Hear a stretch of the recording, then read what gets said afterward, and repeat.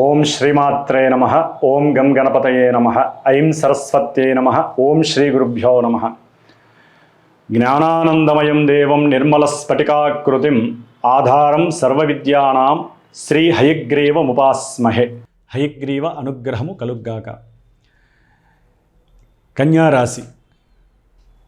కన్యారాశిలో ఉన్నటువంటి ఉత్తర ఫల్గుని నక్షత్రము 2, 3, 4 పాదాల వారు, హస్తా నక్షత్రము 1, 2, 3, 4 పాదాల వారు, చిత్తా నక్షత్రము 1, 2 ఈ యొక్క 9 నక్షత్ర పాదాలు కలిగినటువంటి కన్యారాశి. ఈ రాశి వారికి ఈ నవంబర్ 1 నుంచి 30వ తేదీ ఈ నవంబర్ మాసమంతా కూడా చాలా విశేషమని చెప్పుకోవాలి. కొంతమందికి తప్ప కొన్ని పరిస్థితుల్లో కొంతమందికి ఇబ్బందులు మాత్రం ఉంటాయి. ఆ విషయంలోకి వెళ్తే కనుక ముఖ్యంగా కన్యారాశి వారికి లాభంలో ఉన్నటువంటి గురుడు ఈయన ఈ నవంబరు నెలలా కూడా విద్యార్థులు ఏదైతే సంకల్పిస్తారో విద్య విషయంలో అవన్నీ కూడా నెరవేరుతాయి. విద్యావంతులకి మంచి ఊరటనిచ్చేటటువంటి నెల మాసంగా చెప్పుకోవచ్చు.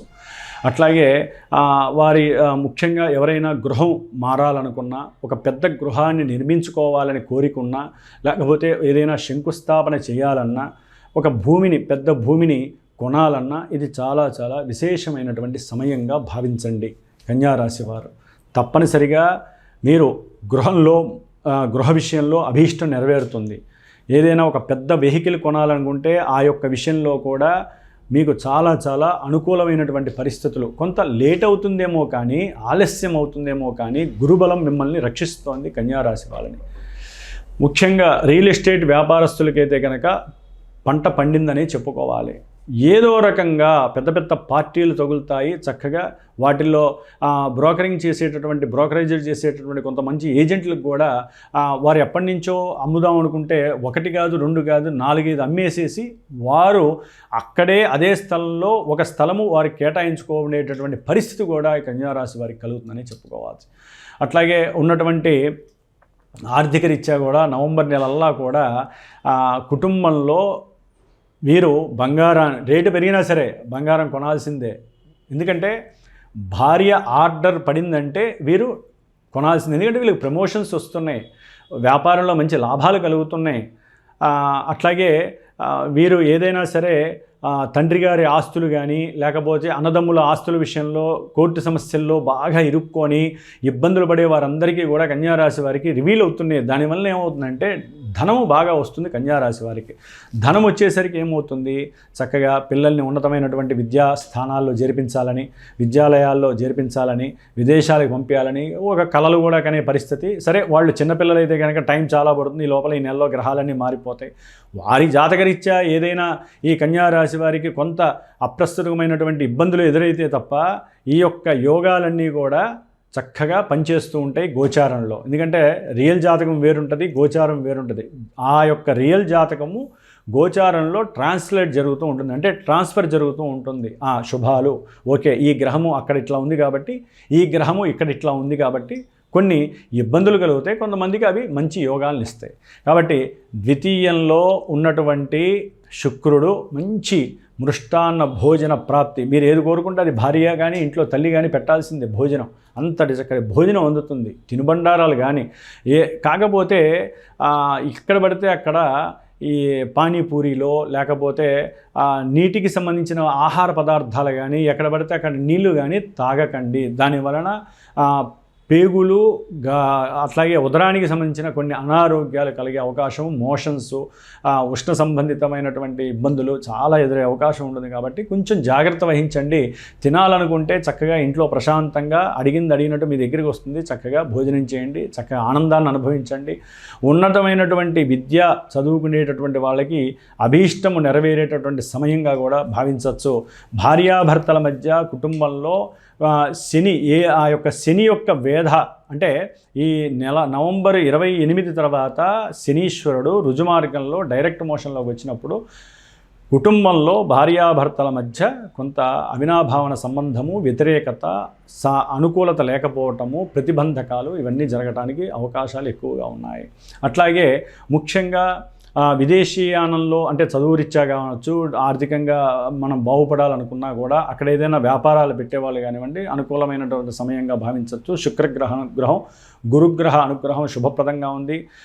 నవంబర్ 17 వరకు ఆర్థికంగా కొన్ని ఫ్లక్చువేషన్స్ చాలా వస్తాయి, జాగ్రత్తగా ఉండాలి. తండ్రి యొక్క అనారోగ్యం కావచ్చు, భార్య యొక్క ఆరోగ్యరీత్యా, ఆవిడ యొక్క కోరికల రీత్యా ధనము వృధాగా ఖర్చు పెట్టే పరిస్థితి, లేదా వెహికల్స్ రీత్యా గవర్నమెంట్ చలానాలు పడి 10 రూపాయలు పాత బ్యాలెన్స్లు కూడా మీరు పోలీసులు పట్టుకుంటారు, వారికి డబ్బులు ఇవ్వాల్సి వస్తుంది, చలానాలు కట్టాల్సి వస్తుంది. ఇవన్నీ కన్యారాశి వారికి నవంబర్ 16-17 వరకు ఉంటాయి.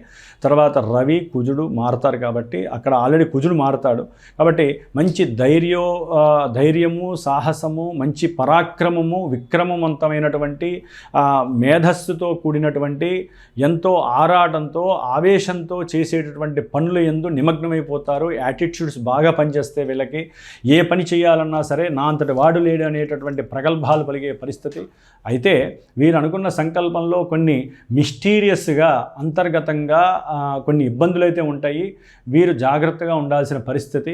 ఎందుకంటే అన్నదమ్ములతో కొంచెం జాగ్రత్తగా మాట్లాడండి. అంతర్గతంగా ఒకటి పెట్టుకొని వాళ్ళతో ఉంటే వాళ్ళకి తెలుసుకొని మళ్ళీ మీకు దూరం అయ్యే అవకాశాలు ఉంటాయి. కాబట్టి కొంచెం జాగ్రత్తగా ఉండాల్సినటువంటి పరిస్థితి. చాలా జాగ్రత్తగా ఉండండి. ముఖ్యంగా వీరికి రాహుగ్రహ యొక్క అనుకూలత ఎక్కువగా ఉంది. చేసే వృత్తిలో కాస్త గుర్తింపు వచ్చే అవకాశం పరిపూర్ణంగా ఉంది. అవసరమైతే విదేశాలకి వీరికి ఉన్నటువంటి మనోవిజ్ఞాన శక్తి అంటారు, దానికి సంబంధించినటువంటి విషయంలో వీరిని గుర్తించి విదేశాలకు పంపించడానికి, అలాగే బిజినెస్ పనులలో చేసేటటువంటి బిజినెస్ పనుల పరంగా కానివ్వండి విదేశాలకు వెళ్ళేటటువంటి అవకాశం కలుగుతుంది. దానివల్ల కూడా భార్యాభర్తల మధ్య కుటుంబంలో కొంచెం ఎడబాటు ఇలా కూడా కలగడానికి అవకాశం ఉంది. కానీ రవి కుజులు బాగున్నారు. ముఖ్యంగా కన్యారాశికి సంబంధించి వ్యాపార స్థానాధిపతి, రాస్యాధిపతి అయినటువంటి బుధుడు, ఈయన బుద్ధి, తెలివితేటలు, అట్లాగే వినయము, విచక్షణ, ఇవన్నీ కూడా చేతనత్వంగా కలిగినటువంటి మంచి ఉల్లాసభరితంగా ఆనందంతో ఉండేటటువంటి బుధుడు నవంబర్ 1 నుంచి కూడా మళ్ళీ ఆయన కుజుడితో రవితో కలవటము, మళ్ళీ వెనక్కి రావటము, ఈ వక్రత్వము, వీటి వల్ల ఏంటంటే స్టెబిలిటీ అనేది ఉండదు. వ్యాపారంలో కొంత స్టెబిలిటీ లేకుండా కొంత మోసపోయే పరిస్థితి, అట్లాగే గవర్నమెంట్ వాళ్ళతో తిట్టించుకునే పరిస్థితి వస్తుంది. చర్మ సంబంధిత రోగాలు వస్తాయి.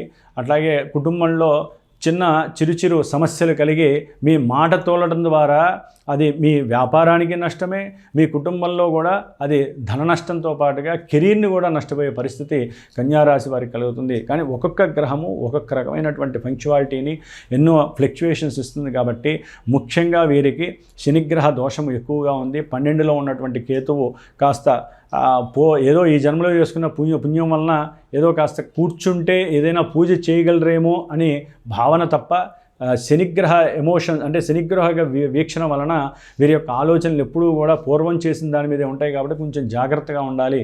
ఏదేమైనప్పటికీ వీరు శనికి, కేతువుకి సంబంధించినటువంటి దాన ధర్మాదులు చేయటము, లేకపోతే మహామృత్యుంజయ హోమం లాంటి వాటిల్లో, ఎందుకంటే 12లో కేతువు ఏంటంటే కొంచెం ఇబ్బందిని పెట్టే పరిస్థితి ఉంటుంది.